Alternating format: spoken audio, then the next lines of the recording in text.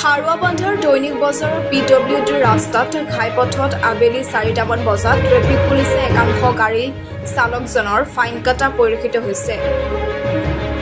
আজি দক্ষিণ শালমৰা মানকাছাৰ জিলাৰ সদৰ হাৰুৱাবান্ধা দৈনিক বজাৰৰ ৰাস্তাৰ একাংশ লোকৰ নিয়ম নীতি অৱলম্বন কৰাৰ ক্ষেত্ৰত গাড়ী চলোৱা চালকজনৰ ট্ৰেফিক পুলিচে ফাইন কটা পৰিলক্ষিত হৈছে আৰু কোনোবাই ৰাস্তাৰ কাষতে গাড়ী ৰৈ থকাৰ বাবে ট্ৰেফিক পুলিচে ফাইন কটা পৰিলক্ষিত হৈছে আৰু কোনোবাই হেলমেট পৰিধান নকৰাকৈ যান-বাহন চলোৱাজনৰ ট্ৰেফিক আৰক্ষীয়ে গাড়ী চলোৱাজনৰ ফাইন কাটিবলৈ বাধ্য হ'ল।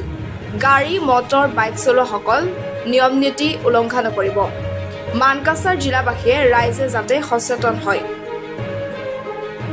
যান-বাহন চলাচল কৰোঁতে কমেও হেলমেটটো ব্যৱহাৰ কৰাটো নিতৌ প্ৰয়োজনীয়। গতিকে সচেতন ৰাইজে আপোনালোকে সচেতন হওক, নিয়মীয়াকৈ যান-বাহন যান্ত্ৰিক চলাব। আপোনালোকৰ মহামূল্যৱান সুন্দৰ জীৱনটো দুৰ্ঘটনাৰ পৰা ৰক্ষা পায়, এয়া আমি আশা কৰোঁ।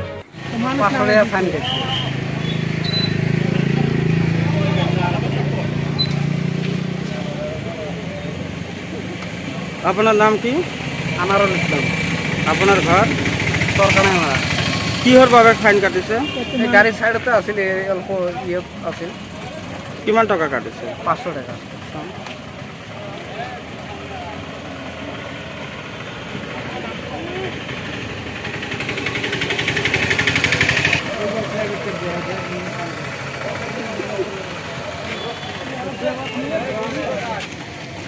এরা আসলে